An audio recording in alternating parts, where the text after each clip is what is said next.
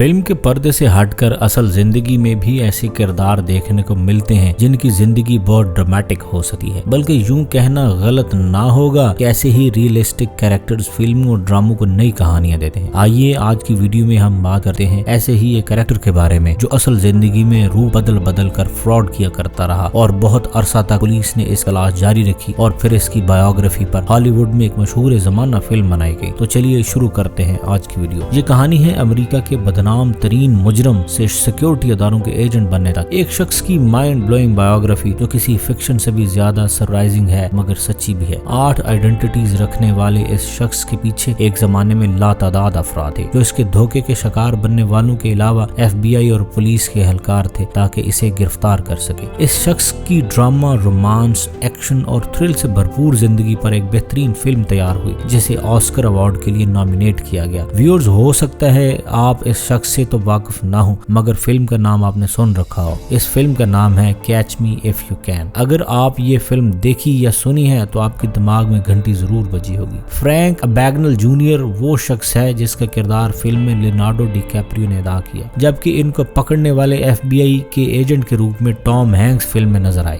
अप्रैल 1948 में पैदा होने वाले फ्रैंक के पेरेंट्स इनके बचपन ही में अलग हो गए थे, यानी फ्रैंक एक ब्रोकन फैमिली का चाइल्ड था। वो अपने बाप के पास रहते थे और बचपन से ही दुकानों से चीजें चोरी करने के आदी। फादर की तरफ से जब फ्रैंक को क्रेडिट कार्ड यूज करने की परमिशन दी गई तो फ्रैंक ने इसका फायदा उठाकर महंगी चीजें खरीद लेते और दोबारा फ्रॉड कर देते। इस धोखेबाजी के पकड़े जाने पर फ्रैंक को बोर्डिंग स्कूल भेज दिया गया और 16 साल की उम्र में वो घर से भाग गए। घर से भाग कर पहले तो उन्होंने रियल एज से 10 साल ज्यादा का ड्राइविंग लाइसेंस बनाया और फ्री फ्लाइट्स के लिए खुद को पैन एयरवेज का पायलट जाहिर करने लगे। इस जमाने में पैन एम के अलावा दूसरी एयरलाइंस पर भी प्रोफेशनल पायलट्स को जहाज में फ्री एयर ट्रैवल की सहूलत फ्राहम करती थी, जिसका फ्रैंक ने भरपूर फायदा उठाकर लाखों मील का सफर किया। पायलट की हैसियत से पायलट से गप्पे लड़ाई और कई बार एयरप्लेन को चलाया भी मगर ऑटो पायलट मोड पर, और हाँ, एयर होस्टेस से अफेयर भी चलाई। जब फ्रैंक पर पुलिस की तहकीक शुरू हुई तो उन्होंने कानून की दुनिया में कदम रखा और एक फेक डिग्री इन लॉ हासिल करके Louisiana state attorney general office में काम करने लगे। बाद में जब इनके हवाले से लोगों को शक होने लगा तो फ्रैंक बड़ी महारत से वहां से निकलकर दूसरी जगह गए और खुद को डॉक्टर के रूप में जाहिर किया। फ्रैंक ने फेक डॉक्टर का कैरेक्टर इतनी खूबसूरती से प्ले किया कि उन्होंने एक मकामी अस्पताल में सुपरवाइजर बना दिया गया और इस पोजीशन पर उन्हें मरीज को देखने की जरूरत नहीं थी तो कोई मसला भी नहीं था। यूं काफी अरसा इनकी आइडेंटिटी छुपी रही। कलेक्टिवली फ्रैंक ने 8 मुख्तलिफ आइडेंटिटीज अडॉप्ट करके 5 साल में लाखों डॉलर्स का फ्रॉड किया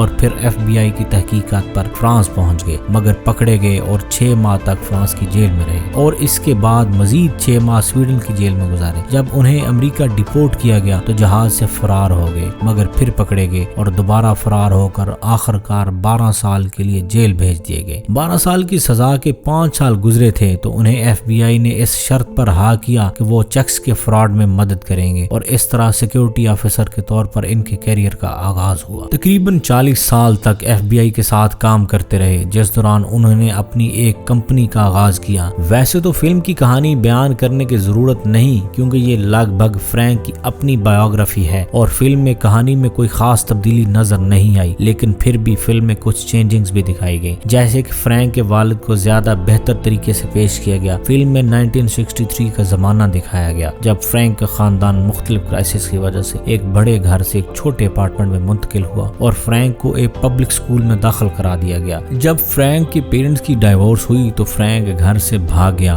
और पैसे की जरूरत ने इसे फ्रॉडिया बना दिया और आहिस्ता आहिस्ता फ्रॉड में ऐसा कॉन्फिडेंस बढ़ता गया तो पहले एक पायलट बनकर पैन एम एयरलाइन से लाखों डॉलर कमाए और इस दौरान FBI के एजेंट कार्ल हार्टी ने फ्रैंक को एक होटल में पकड़ लिया मगर फ्रैंक इसे ये यकीन दिलाकर फरार हो गया कि वो एक सीक्रेट सर्विसेज का एजेंट है। बाद में डॉक्टर और वकील बनकर भी लोगों को धोखे दिए और एक हॉस्पिटल की वर्कर में मोहब्बत में गिरफ्तार होकर इसके पेरेंट्स से बात की कि वो उनकी बेटी से शादी करना चाहता है। आगे क्या कुछ होता है और FBI एजेंट कैसे इसे पकड़ता है, ये बहुत दिलचस्प मामला है जिसको सुनने से ज्यादा देख कर ही आपको मजा आएगा। Film catch me if you can के हवाले से चंद इंटरेस्टिंग फैक्ट्स भी हैं। फिल्म की तैयारी का आगाज 1980 में फ्रैंक की बायोग्राफी के प्रिंट होने के बाद हुआ था मगर मामला लटकता गया। खुद फ्रैंक जूनियर के मुताबिक फिल्म में इनकी कहानी को काफी बढ़ा चढ़ा कर पेश किया किया गया, क्योंकि इनकी बायोग्राफी में ऐसा किया गया जिसको फिल्म की बेस बनाया गया। ऐसा फ्रैंक की बायोग्राफी में लिखने में इनका साथ देने वाले स्टॉन्ट रीडर की वजह से हुआ, और फ्रैंक के मुताबिक इसने मेरी ब्लॉग लिखने की बजाय इसे एक कहानी के तौर पर पेश किया। फिल्म में भी 80% वाकयात रियल थे। असल जिंदगी में फ्रैंक घर से भागने के बाद कभी अपने फादर से नहीं मिले, मगर फिल्म में इसे उलट दिखाया गया। फिल्म के लिए लियोनार्डो डिकैप्रियो के लिए 100 से ज्यादा ड्रेसेस का इस्तेमाल किया गया, और इस फिल्म के लिए 140 लोकेशंस पर शूटिंग सिर्फ 52 डेज में मुकम्मल की गई। फिल्म में जिस मरकजी किरदार का नाम बदल दिया गया वो फ्रैंक को पकड़ने वाले FBI के एजेंट था। तो दोस्तों, ये थी फ्रैंक विलियम एबैगनेल जूनियर की कहानी, जिसने एक फ्रॉडिये से सिक्योरिटी एजेंट बनने तक का सफर किया और जिसकी जिंदगी किसी फिक्शन से कम नहीं। उम्मीद करते हैं आज की वीडियो आपको पसंद आई होगी। इसके बारे में कमेंट सेक्शन में जरूर बताइएगा। मिलते हैं एक नई वीडियो के साथ।